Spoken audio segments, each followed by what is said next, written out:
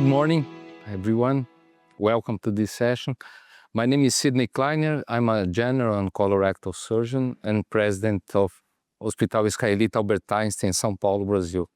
It's a pleasure and a honor to be here at South by Southwest 2025 to discuss how AI and technology can help address healthcare challenges in the Amazon region. This panel will explore innovative solutions to improve access, efficiency, and sustainability in one of the world's most critical ecosystems.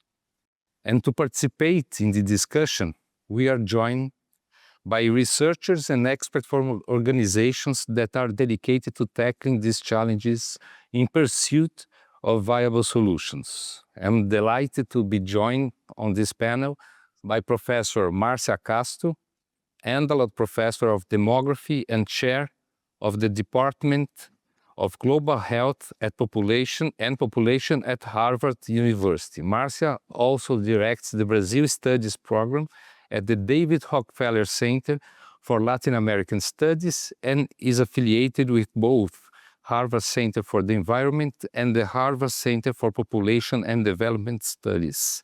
We are very happy to have her also on Einstein's Sustainability Committee, which helps define our organization's sustainability strategies and actions. Welcome, Marcia.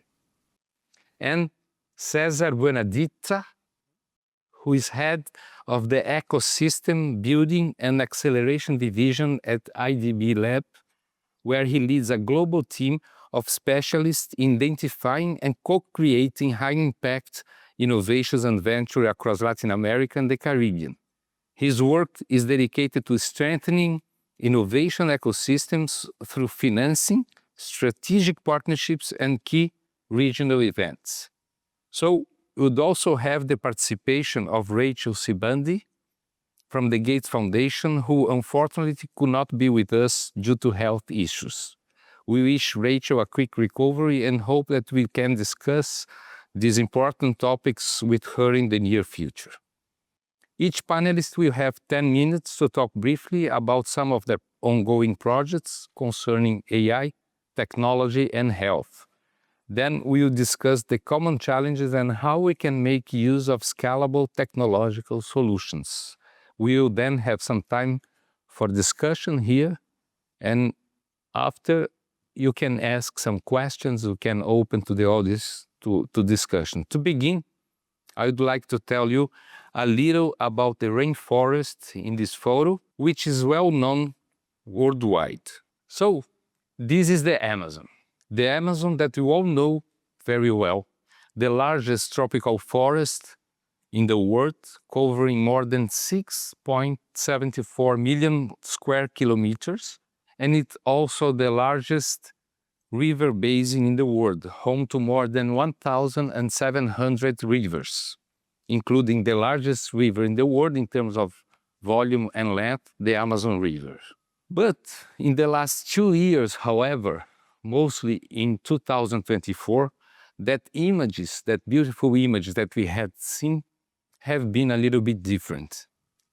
Measurements taken in the rivers of Amazon found that they are at the lowest levels in decades. Between September 23 and October 24, 85 historic lows were recorded in the Amazon River Basin, meaning the lowest level seen since back in 1902, for more than 100 years, when the measurements began. Also, the Amazon, the Madeira, the Solimões, the Negro rivers, which are among the largest in Amazon basin, suffered unprecedented drought in 2024. And this desolate scenario has an explanation, because 2024 was the hottest year since 63 years when began this measurement also. And the record heat have also impacted the rainforest. According to the Brazilian Institute for Space Research, INPE, there were more than 140,000 hotspots in the last 17 years in the Amazon. There is no other place in the world with this kind of situation, and wildfires encompassing also controlled and uncontrolled burns. So the impact of the climate change in this region on the deforestation and the rainforest in the largest rainforest should be cause of concern worldwide. And this year, in a Brazilian city, in Belém, in Amazonian city, will be held the COP30. We draw the attention, the global attention for the global situation and mostly our rainforests and the rivers. But we cannot address only the impact of the rainforests and the rivers without addressing the health of the communities that live there and care for it. The legal Amazon covers more than 60% of the Brazilian territory and covers more than 5 million square kilometers. That is larger than the European Union, for example. The population is almost 28 million inhabitants. 25% of those that live in the big state capitals, in the big cities, and a little bit more than 20 million inhabitants are spread in this vast expanse of territory. These include communities that depend completely on the rivers for livelihood, for eat, for transportation, for travel, even to seek healthcare centers when they need. And the climate change has strongly impacted this population.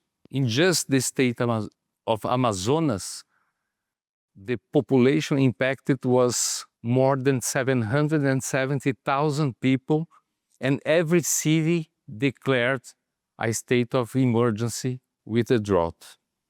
And this year, the Amazon continues to be vulnerable to climate extremes. And the people who live there in the Amazon region facing other vulnerabilities, because related to basic sanitation, just one household in 4 has the minimum basic sanitation. Also, 39% of the population lives in poverty. That means under $6.85 each day. This means that much higher than the rest of the country, this 39% in poverty is the highest amount of people that live in poverty in Brazil. And regarding the impacts in health of what's happening, we have the infant mortality as the highest in Brazil also, with 15 infant deaths per 1,000 of live birth, and also the maternal mortality that is much higher than what is tolerated by the World Health Organization, with 75 deaths for 100,000 live births. This is a very difficult situation. It has many factors. And despite we have a very universal public system, health system, there are many differences between our country in terms of beds, hospital ICU beds, doctors. We have almost the double of ICU beds in Southeast region than in the North region, more than a double of doctors. And when we go to specialists, the situation's even worse. So there is more impact that this population suffer because of all this vulnerability, and the impact of the climate change is more serious to that population. And the most vulnerable people also feels the impact the most. And we have two examples, two projects that we are doing, Einstein is doing, together with the Ministry of Health, regarding the vulnerable populations of the quilombolas. Quilombolas are African descendants of enslaved population, black people that escape from enslaved situation and establish his own settlement we call quilombos. And 1/3 of the quilombos live in the Amazon, in the legal Amazon, as well as the indigenous population that is almost 1 million people, because 98% of the territory that is dedicated to the indigenous people are in the legal Amazon also.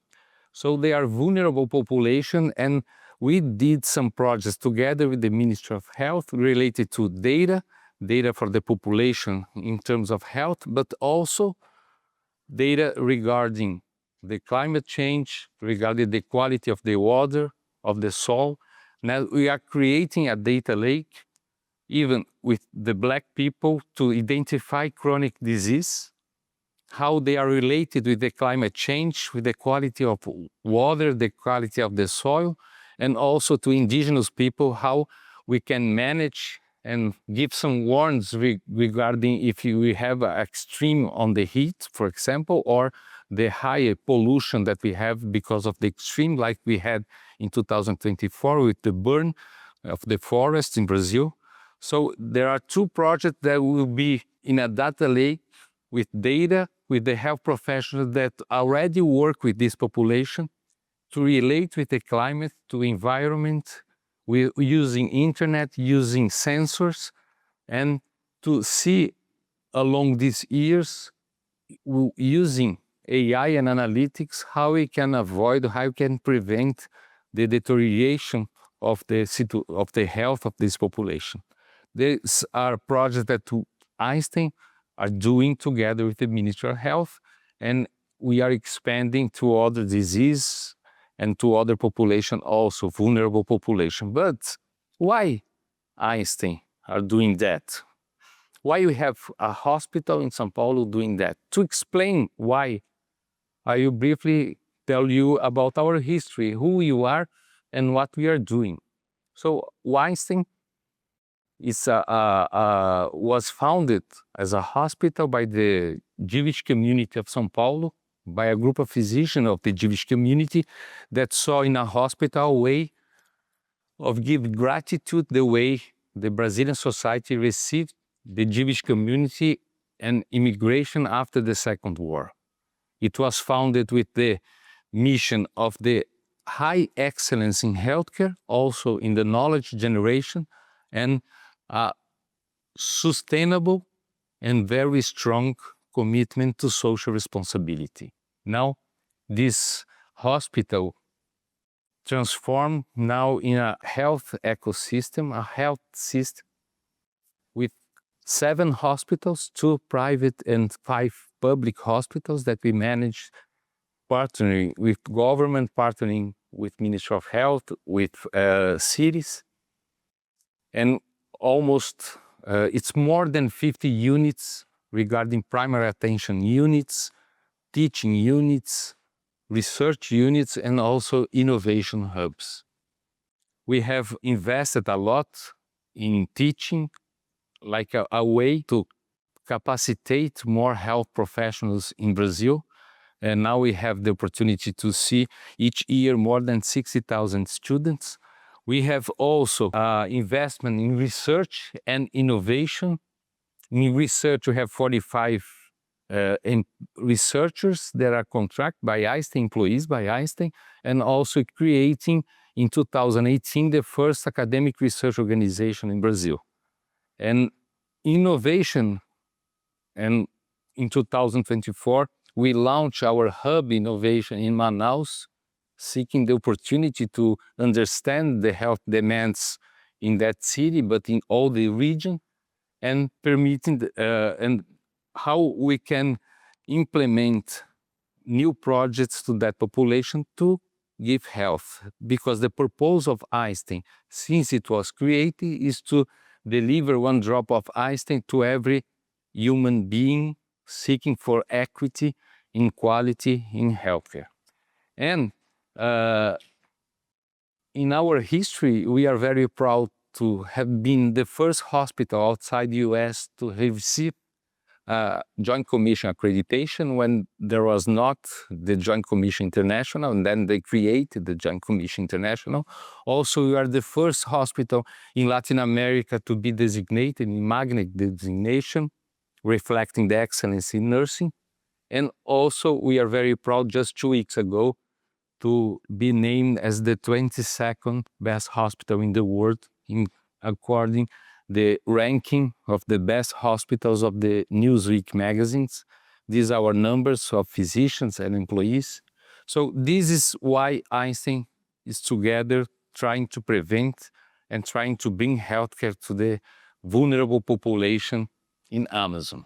And another project that is supported by IDB that we talked before, it's another project using AI that was trained in a bank of images and tried to identify very early cases of leishmaniasis. Leishmaniasis is an endemic disease, and when we cannot treat in the beginning, it can be fatal.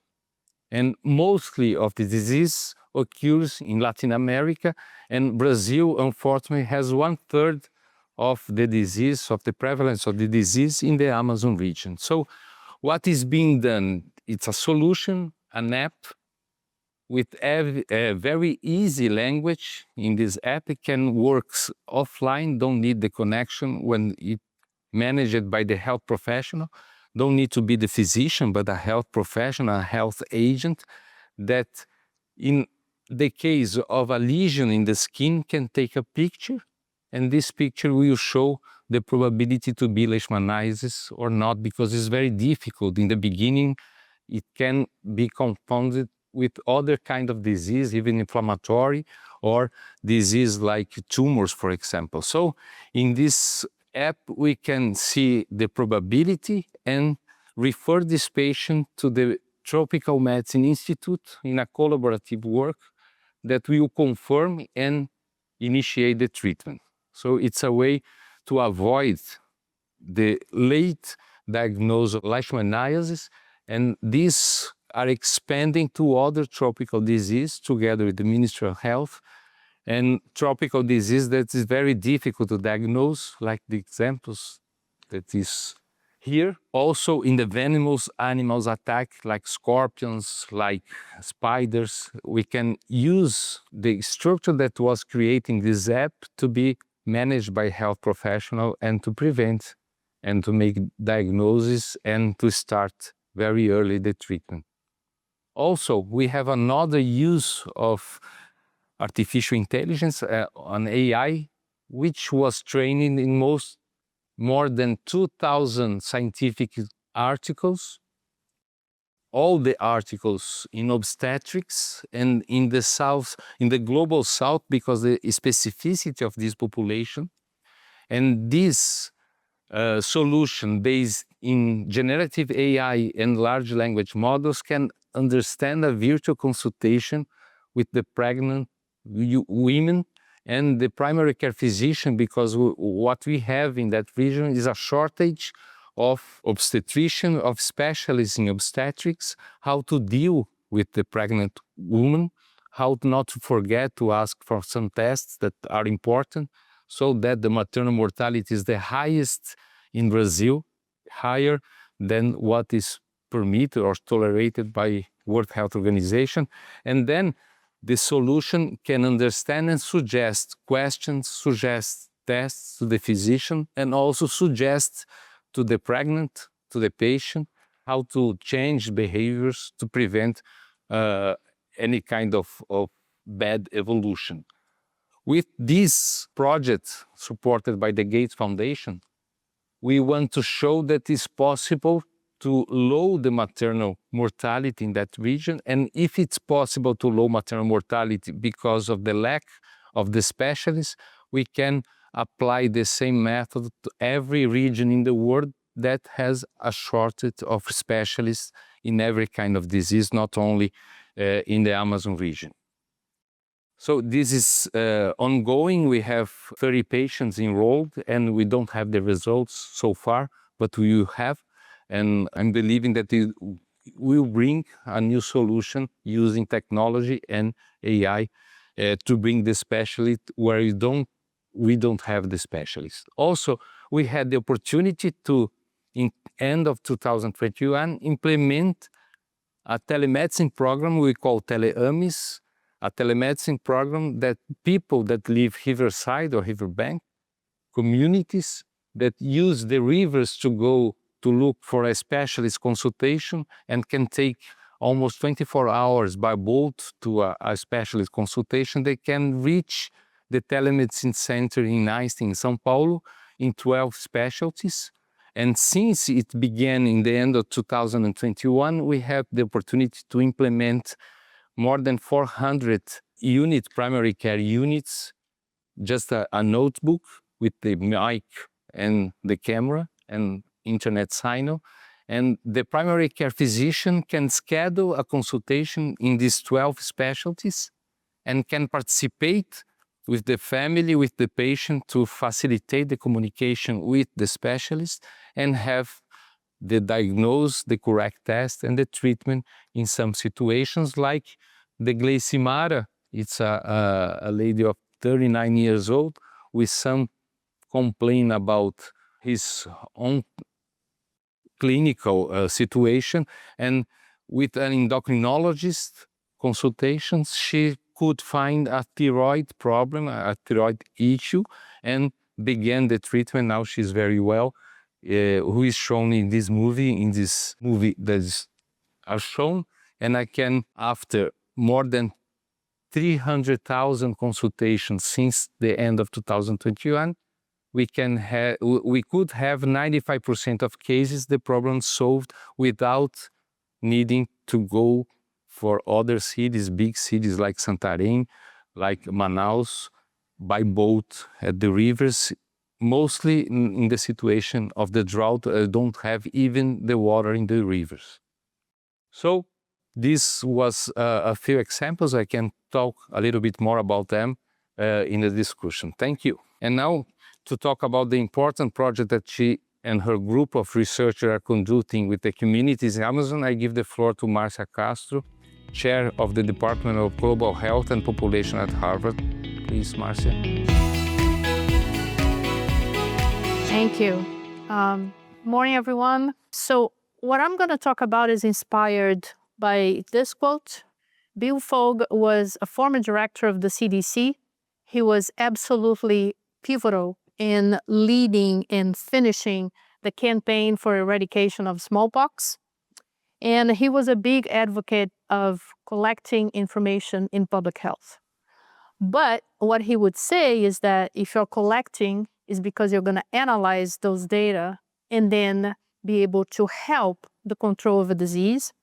And he also said that no country should be allowed to spend resources, which are public resources, if you're going to collect information and not use it.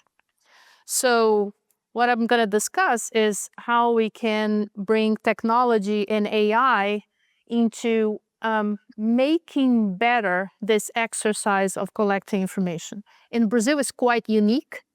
It's 1,000 times better than this country in terms of collecting data in health. The surveillance information collected in Brazil is absolutely first class, not perfect, but I never saw any perfect database. But it's extremely important and could be used to guide action, to guide policies for controlling disease. So on the one hand, Brazil collects a lot of information. On the other hand, it's not fully giving the potential that this data can be transformative in policymaking. So what my group has been doing, collaborating with the Ministry of Health and particularly the National Malaria Control Program, is making sure that those data are being analyzed with the best data science technology we can have, and above all, combining that information collected by the Ministry of Health with other information that are available in Brazil and that are really important for disease transmission, and we should look at them combined. That's what I'm going to be talking about. It's all about malaria. My group does other things, but it's mainly going to be about malaria in the Amazon,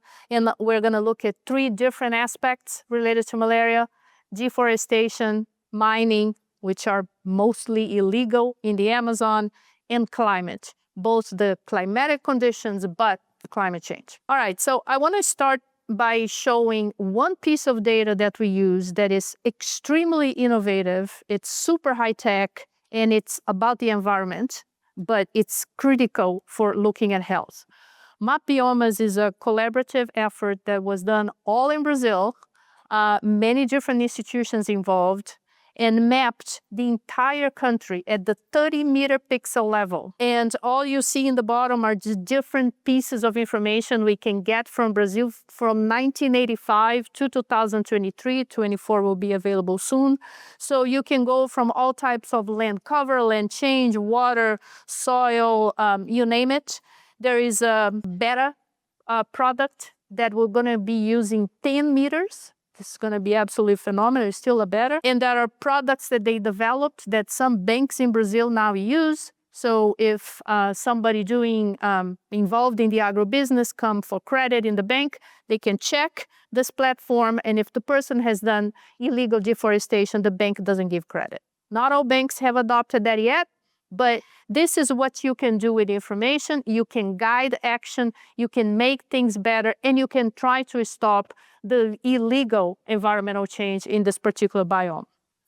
Biomas is now also almost all South America and in Indonesia, and there are agreements that hopefully this technology will also benefit countries in Africa. This is absolutely transformative for public health as long as we use it.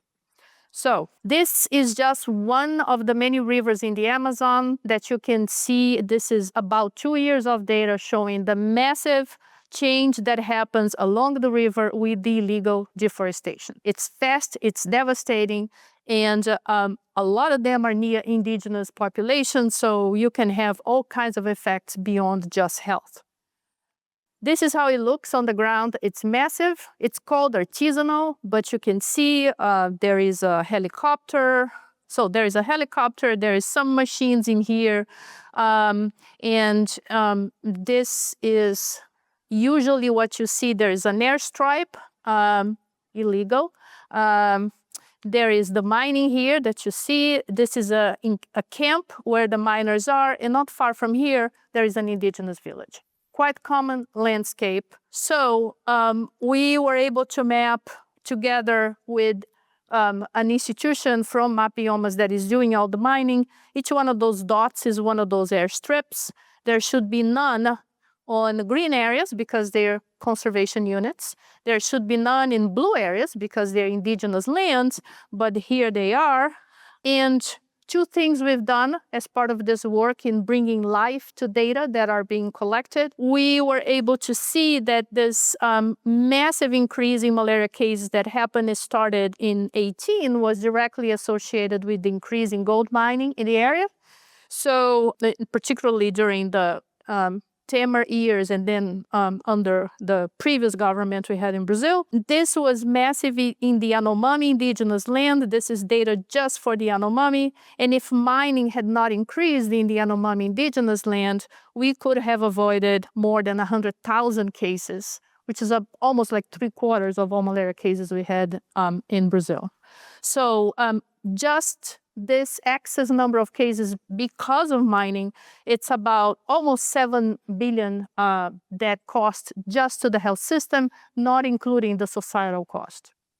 And we also, this is just 2 images we selected to discuss with the ministry. You can see this is about 2 years. Each one of those areas is an indigenous village. That's an illegal airstrip. And this is 2020, this is 22, this is all the gold mining that happened. Same in here. Here you see lots of indigenous villages and all this action in Garimpo and the illegal airstrips. There are many of those examples. They are fast, they are devastating, and those were the areas that were where we had the humanitarian crisis among the Yanomami, malaria, malnutrition, you name it. So another thing we did was to partner with the institution that was producing the mining data from Biomas, which is called Solved. I was able to raise some funds, and the person that developed the mining platform, which is annual, came to Harvard, spent 1 year with us, and we developed a weekly alert of mining. If you want to do things right for health and you really want to inform policy, malaria has a seasonality. So if you just do a year, you're going to get beautiful maps. You can get a paper in Science, but you're not going to move the needle at all with policy. So we developed this weekly alert. We already have daily alerts of deforestation. So the end goal of all this work that we've been doing for years is to really come up with a predictive model weekly that if we do it right, I'm going to be wrong every single week because somebody's going to use those data, do something, and those cases won't happen. It's very weird for an academic to say that you want to be wrong every week, but that's exactly what I want. So we have the pilot for the weekly alert. It's ready. And now we're just raising a few additional resources to be able to do this on a regular basis for the entire Amazon region. Now, Sidney showed some of those images. This is just 24, which was even worse than 23 in terms of drought. You have the dates here. So this is July, and this is September. It's very fast how it dried. Not only we broke records of low water levels, we also broke records of how fast the level of the river was going down. Now, most importantly, we had communities that were completely isolated. There were communities in the Amazon region, riverine and indigenous, that didn't receive any kind of contact for more than 2 months. That means no healthcare, food, you name it, okay? So we're going to discuss this more. So there are technology, for example, to bring the telemedicine, but how you're going to make sure the drugs get there. So there's multiple levels of how we deal with the challenges in the Amazon. One is the regular isolation. The other one is the level of isolation that can happen when the rivers dry out, because the rivers are the roads for many of those communities. So when you talk about the health system, in the Amazon, it's fluvial. It's not just the regular health system we had in the rest of the country. Now, we also are doing massive work on climate. I just brought 2 examples here. So one is, again, using daily data on climate, temperature, rainfall, and a few others. We basically assembled the first comprehensive climate model related to malaria for the Amazon. So we're able to measure what is the effect of changes in temperature and rainfall on malaria. There's no single answer. That's the other thing. If anybody tells you climate change will do this with the Amazon regarding malaria, it's wrong, because it depends where you are. The Amazon, as Sidney said, is 60% of Brazil. And when you look at the climatic regimes in the area, they are different. So here, what you see is an example for El Niño and La Niña. So we modeled the effect of those 2 types of extreme events on malaria. In this map, everything that is sort of red means more malaria during El Niño and La Niña. Everything that is green means less malaria. So as you can see just from those maps, it depends where you are.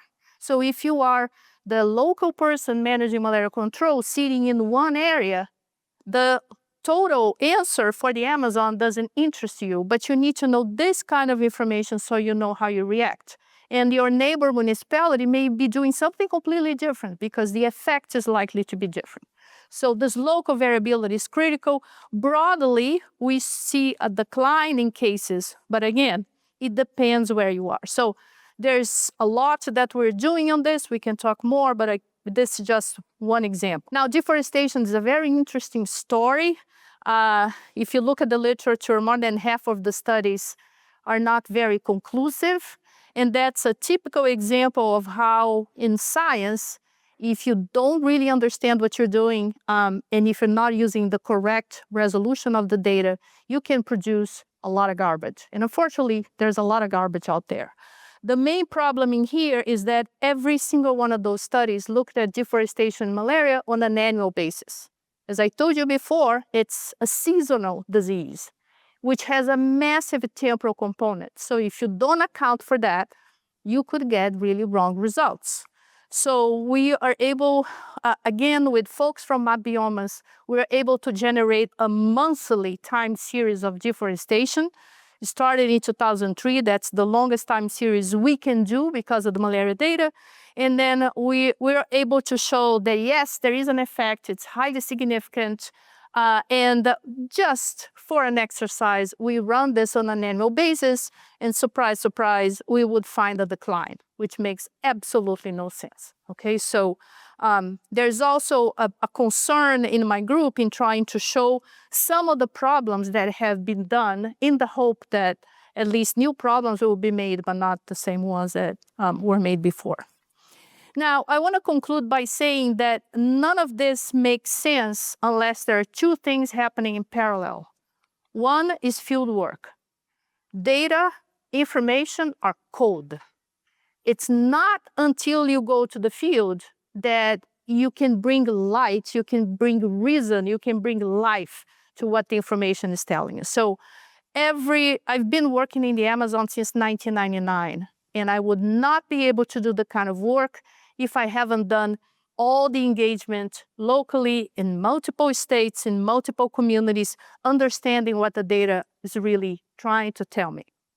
And the second one is also, it doesn't make any sense if you don't train the local people, the ones driving the malaria control program, on what all those data mean, how can you do better with all those data that you are collecting every single day to make your work better. So there is a lot of training and capacity building, which seems obvious because I'm at Harvard, but not so much. A lot of my colleagues don't do that because that's done in Brazil, okay? So, and then I'll leave you with, this is a sunrise in the Madeira River, the largest tributary of the Amazon. Phenomenal trip. You go from Porto Velho to Manaus, 3 nights, 4 days. That's one of the sunrises, the most beautiful sky I've ever seen. Thank you. And now, thank you, Marcia. And César Buenadicha, head of the Ecosystem Building Acceleration Division of IDB Lab, will talk about what IDB has been doing in the region regarding technology and health. Welcome. Thank you very much. Good morning, bon dia, buenos dias. It's great to be here. I represent the Inter-American Development Bank, which is the largest multilateral development bank working for the development of Latin America and the Caribbean.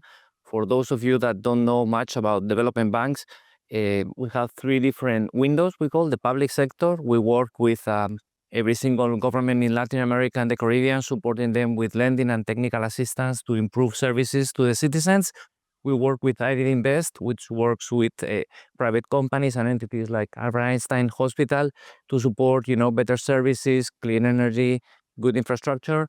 And IDB Lab, where I specifically work with entrepreneurs and startups to bring innovation to the hardest problems of Latin America and the Caribbean. I'm going to be brief, and in terms of innovation and entrepreneurship, I really am very passionate about how you bring solutions and innovation to the hardest problems that we have. We've been seeing the Amazon, and Amazon is hard to reach. It's a place that is beautiful, it has a lot of biodiversity, but in terms of bringing services and products, how do we bring services and products to the population living in rural areas?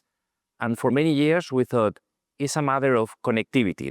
If we could have connectivity and internet, many of the things will be solved. We will solve many of the problems that we have. Then came Starlink, and then came internet for all and connectivity for most of the communities.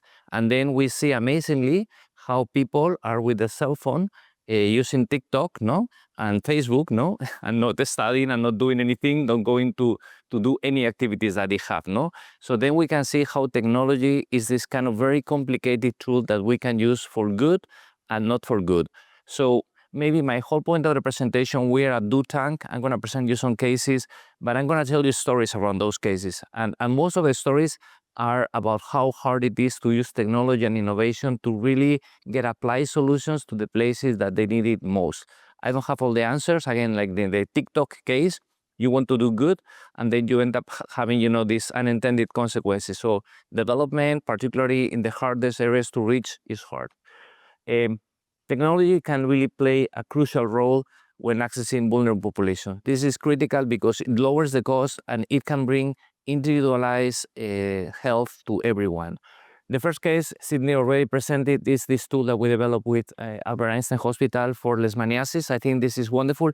And this is one I'm not going to talk about, he already presented. It's about how we need to work specifically with private sector entities and leading entities to support innovation in these areas. Unless we really want to take the best knowledge and the best advantage of what has been learned from other actors, we cannot reach these places with the scale and with the capacities that we have. This is an AI system that you can see It has been tested with precision to test leishmaniasis with AI.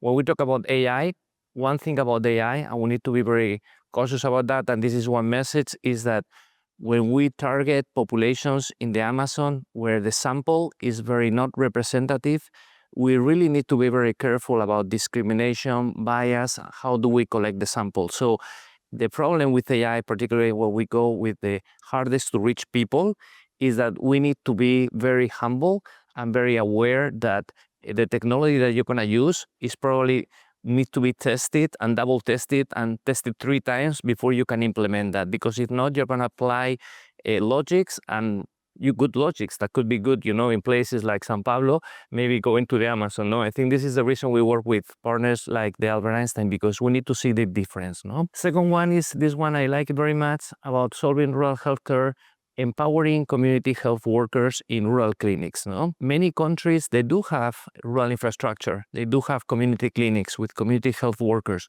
But obviously, the quality of care in San Pablo or in a rural community in the Amazon is different, very different.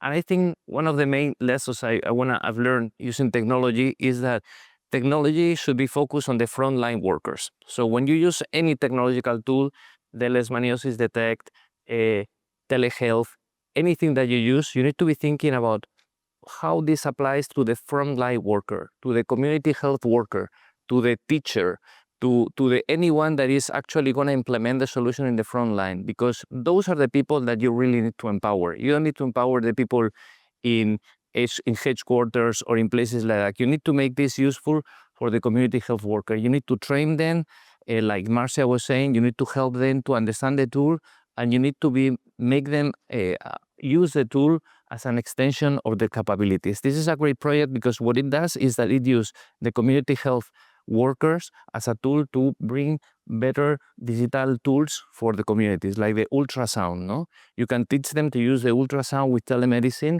in an integrated way. What you can, you have the community health worker here, but also connected to someone who is helping him or her to improve the diagnostic that is making. So it's a combination of everything, but again, that combination begins and ends mostly with the community health worker. Second thing is how you aggregate the data, and this is very interesting what I was talking about the data. We are working in data environments that are very complicated, and this is very helpful for emergency situations, how you can bring the early detection that also Marcia was saying about any epidemic that could go on, any problem that you have, the flu, dengue, chikungunya, many diseases that are going, how you can use them, detect it early and use that early. And then the drone, how you can bring, other technologies to deliver, because there is also an access problem beyond the technology, how you can bring medicine. So this is a model in which we are integrating the 3 parts in a very efficient way and in a way that really can improve the last mile detection in these places. The last one also in Brazil is another one with the Tosuela Bujanga. It's also for preventive health in blindness and other visual impairments. People in these communities, rural communities, particularly indigenous communities, they have a lot of visual problems, and it's really amazing how still in the 21st century, they don't get glasses, they don't get diagnostics, they don't get the cataract detections, they don't get the retinopathic diagnosis, and you need to help them to use these topics and to bring technology to support them. We are using this, and this is everyone, when we have this cell phone, this is an amazing tool. We say like this is the Aladdin lamp. No, you can have many wishes here. No, you can use this in a very efficient way with community health workers to support them to identify, the vision and other related tools that you can provide them also with glasses and support a better quality of life for the long term. I want to answer because we have time for questions. Maybe the key lesson I want to say here is that we want to encourage entrepreneurs, innovators, startups to go to these places like the Amazon. But this is not a place like you would go like San Francisco, that you're a startup with Glow, you get VC funding, no? So one question I always have is like, how can we incentivize innovation, entrepreneurship, going to these places in a business model that is sustainable and can really have impact at the same time that growth? I don't have the answer. I would like, have many questions in this conversation, but I really would like to encourage everyone to keep understanding that going to these places is really important, and that only with technology and goodwill we will not make it. We need to find these kind of models, private, public, working with the communities that help us reach the people that need it most. Thank you very much.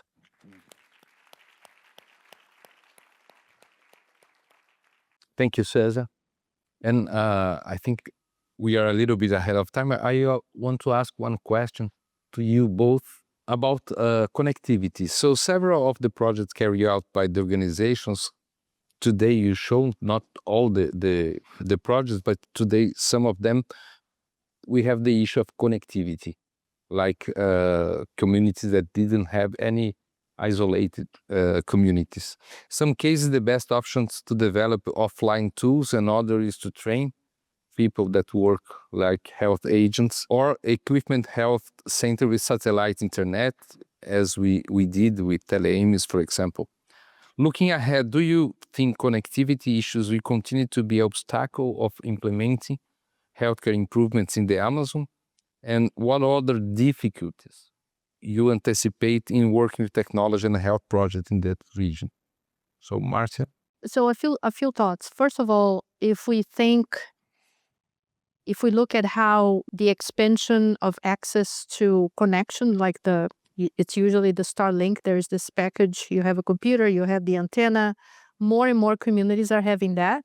One of the issues we need to keep in mind is, for example, there are some indigenous communities that had access to this, and at first it may seem that this is only going to improve their lives, but we also had an increase in suicide among young indigenous population because they have access to a life that they think they're never going to be able to have. So in several indigenous communities, we now have an additional health challenge, which is a very high rate of suicide, and that's usually following the expansion of connectivity. That's one point. The other one is, which means that it's not just bringing the antenna, but it's a whole conversation with communities and preparation and then how we're going to use it that has to go alongside that. The other point that I'm going to raise is you can have a lot of those communities with the antennas connected, and you can have telemedicine, you can have those projects, but then if we have another drought like in 2024, connectivity is not going to get you very far. So there are several questions. So should we start thinking about building ways of storing water like we do in the semi-arid in the northeast of Brazil? Why not do this in the Amazon? It may become handy. Should we expand the drone technology and try to see, can this be one way to, you have the computers working, but now you have one way to see the demands for medicine, vaccination, blood, or something else. If this is an option, then you also need to make sure you have personnel there that can receive the drone, can receive all of this, and will know what to do. Because otherwise, you're going to also create a problem in the attempt of solving another problem. So I think connectivity is one piece of the puzzle, but the puzzle is much more complicated than just connectivity. And just as an example, just before Cesar, in Teleam's project that Einstein has in all these communities in Central West, also not only in the Amazon, but we had last year, 2024, 23,000 consultations with mental health in that population. So it's something that didn't observe in that time. 23,000 consultations in 1 year to the riverside communities. Cesar? No, I fully agree. And I was mentioning before about the Starlink and the connectivity because it's been a leapfrog in these technologies. One thing we are working in Paraguay is about the large language models, the AI adapted to indigenous languages. When you ask a question to ChatGPT, you come with an answer, no? You ask in English, you get a response in English, that's 100%. You ask in Spanish, you get 95%. When you ask in Guarani, in some cases, it doesn't understand the question. Some cases, it responds to you in other language. In others, it responds to you in Guarani, saying hallucinations, totally hallucinations. No, in very few cases, like 10%, it gives you a good answer. No, so it shows you that there is still a long way to go to train these languages. What I said about the data, no, something that connectivity is good. We feel like we make connectivity, we made it. Not really. we really need to work on the data. And that's going to be hard. It's going to be hard because particularly the data from the people, no? When we talk about nature, you have satellites, but it's not easy either. But when we talk about people and behaviors of people, that is going to be really hard to get the data that is going to support mental health situations, even treatment, follow-on of treatments. It's not just getting the treatment, it's about the follow-on and how we help people prevention. So it's a really complex situation in which we need to work together, understanding really that no shortcuts here, and we need to be very careful also on the rights of the people, and I want to say this, of the indigenous communities. I've seen some people coming to us promising that they're going to solve the health situation of indigenous communities, provided that they get the DNA, and the health data of the people. Wow, I don't think that's such a good deal. So we need to be very careful that by trying to do good, we don't generate these things that you wouldn't do in other parts of the world. So it's a complex problem. Another question, Marcia. You've been working, I think, for so many years, 1999, you said, with technology to address health barriers and in Amazon region for some time. When you see all you have did or your team had did, how far we come in the last decade? How much of our role the innovations play in improving health of this population? Because every time there is another obstacle, now the drought, but we have this problem how to reach this population for many, many years. So using innovations and technology, how long in these last decades you can tell us that we evolved?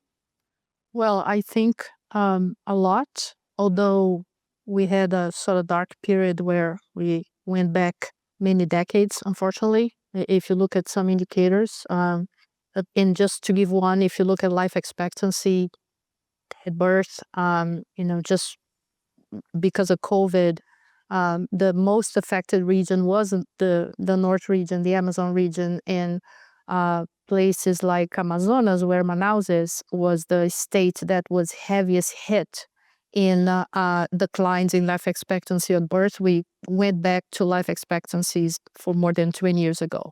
It's slowly recovering, not as fast as other areas, but so we moved a lot, and then we came back, and now we're trying to move forward again.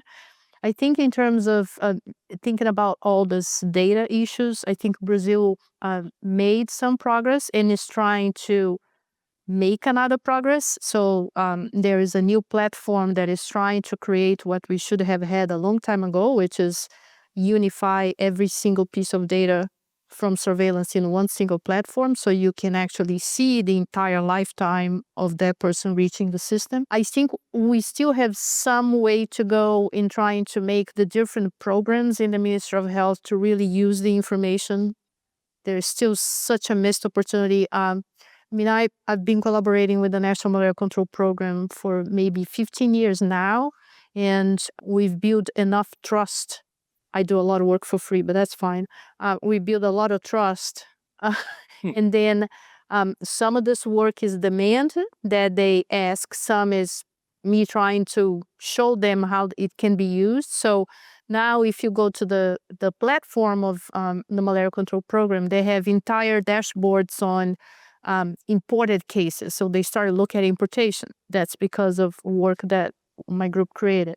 Now they're starting to think about the climate issues, and those results are not even published, but they have all already. That's another policy. They get it even before it gets published. So I think we've made a good progress. We've been having a really hard time in trying to advocate for a major push towards elimination. So, back in the early 2000s, Brazil had more than 600,000 cases of malaria. So that's a lot.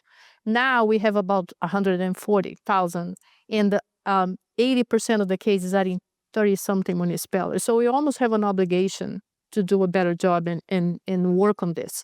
It's complex because of the environment and national security as well, because the drug traffic gangs are in the Amazon now. But I think we can do it better. We're this close to get a commission in the Congress to fight for malaria elimination.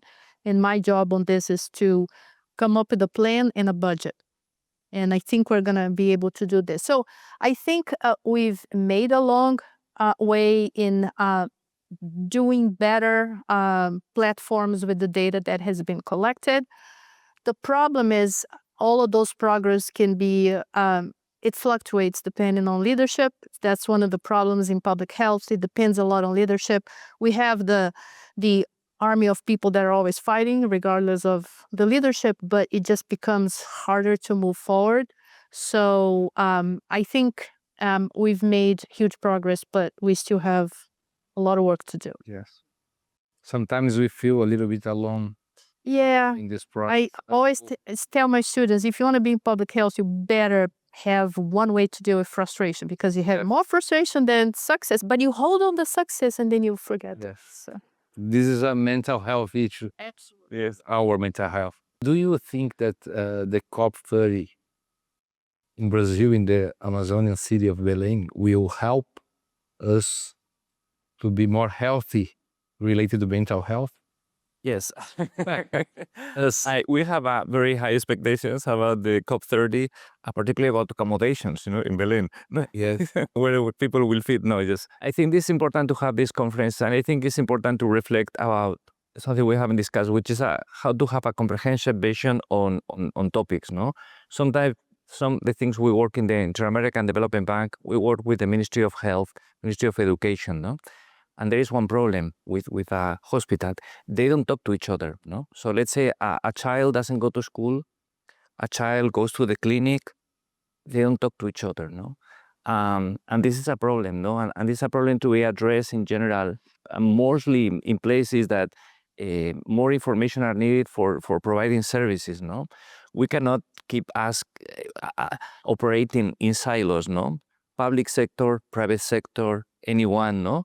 And then we need to start connecting. In the world of the future, I think what the citizens, what the people are requiring of us, and particularly the poorest people, no, the people living in the communities, is that they want to have a better life through better services. And when they look out there, no, they see that the world is not fair, no, and they want to have good services. And the only way to have good services really is to start breaking the logic of silo and start thinking of how we really see, and we were talking about individualized medicine, no? Right now, you don't go because you have the flu or whatever, you have a cancer, you have your specific type of cancer with a specific treatment.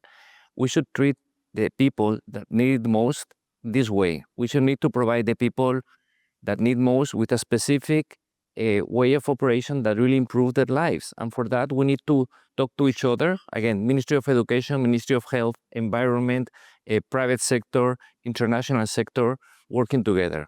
We don't have the luxury of trying to operate in like in the past, no? Like there is no technology. Technology also is good to show us that we don't work together, because you ask one ministry to provide information and they don't have it because it's from the other ministry, or you ask private sector has great information and public sector don't have that information, and it shouldn't work that way. So maybe my message, and hopefully for the COP, if we want to preserve the Amazon, but if we want to improve the conditions of life of the people of the Amazon, is that the whole collective action through data, through artificial intelligence, needs to happen. No, it needs to happen because people is asking for that. And the more connectivity they have, the more are they going to say, I want this to happen. I'm seeing this happening, I want this to happen.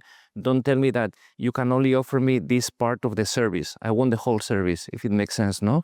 So I think we should also advocate, all of us, for institutional reform that provide, a comprehensive service to the citizens, no? And particularly to the citizens that really have, these strongest needs, no? This is my wish for COP30. And as we are reaching the end of the panel, I want to know if there is any question from the audience. I think the question can be for anyone. We're talking here about the challenges, but also the solutions in the Amazon. And if we think about tropical forests around the world, we can see even more challenging scenarios in places like Africa. So what I would ask is, given the shifts that we are seeing in international aid, like what we are seeing now with the US aid, how do you see that global South countries like Brazil leading global south countries can take a more active role in supporting these other regions that will need maybe more assistance? And what would be maybe the role of technology into scaling that? Thank you for the question. So, even before all this topic moment we're living, the importance of South-South collaborations, a lot of people are already saying this, and it should really happen more. I gave you one example with map biomas that hopefully this is going to move forward. Imagine, being able to have, African countries mapped at the 30-meter pixel level so you can see all this evolution. So this is one example. It generates not a solution, but it generates a tool that can be used to help find solutions. So assuming that all that is happening, nobody deems this illegal and will continue to be the way it is, there is a huge demand both for collaborations in terms of information and in terms of not solutions, because they have to be adapted locally, but ideas that could inspire things to be done. I remember a former professor of Harvard that passed away. He was from Nigeria. He used to say, for every African problem, there's a Brazilian solution. And he had a book about agriculture. Every other page, he would mention Embrapa, which I think it's one of the most undervalued institutions that Brazil has. It's amazing what they do. So I think there's a lot of room for that. A big challenge is that while you can exchange those knowledges and those ideas, there's a lack of resources for doing things. And I think some African countries do have the resources if they would put them into some of those actions. Unfortunately, a lot of the corruption is high exactly in countries that have a lot of oil. I worked in Tanzania before. They used to say, thank goodness we don't have oil, because that means you don't have a lot of corruption. So some of the countries, like Nigeria, 45% of all malaria cases in the world are in Nigeria. Why? It gets a lot of money from oil, but not necessarily the money goes into the country. So one of the challenges will be that, how you make it happen. And as we speak, there are some impacts already happening. Pretty much almost all not all, but a lot of the programs that were working on malaria, for example, canceled. So we probably have that. There's a new outbreak of Ebola in the Congo. Who knows? So that brings me to the other challenge quickly, is that when you look at forests in Africa and in Indonesia, for example, they have challenges that we don't have in the Amazon. In Africa, one is hunting, bushmeat. We don't have that much. Big deal and big source of outbreaks of different pathogens that they have, Lassa, Ebola, you name it. So I hope we increase this South and South collaboration. It should happen regardless of the craziness that is going on. But I also hope the African countries can use resources better, because a lot of there's no money coming from the US, and there's some fear among European countries that if they help the South too much, because with the growth of the ultra-right and all elections happening, that it's not going to look good, because it's similar to help immigrants. So the scenario is not very good for helping the countries, but I think there's still a lot that could be done by better using the resources they have and by using the South-South collaboration. You were talking, Marcia, I was wondering the role of the United Nations at all, because with resources, what is lacking nowadays because of the USA was cut. We are talking about some not-for-profit ONGs, non-governmental United States. They want to remain doing the projects in Africa, but they don't have the resource anymore. They're looking for other kind of resources. So it's difficult. Yeah. Sorry, but in Latin America, we have Haiti, which is a challenge country, we know, and close to all of us here, no?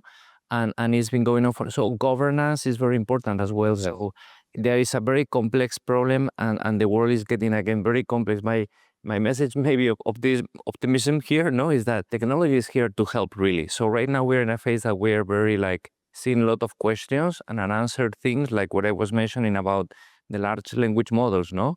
But they will get to a point that they will truly become a solution, no? We are living in a transition phase. This is the way I see this. And hopefully the learning from the Amazon can be applied to Africa. So the transition phase there is shorter, no? This is maybe my expectation. And as I learned with Marcia today, it's part of the puzzle, only part of the puzzle, the technology and AI and generative AI. So thank you very much for the speeches. Thank you for the audience. See you. Thank you.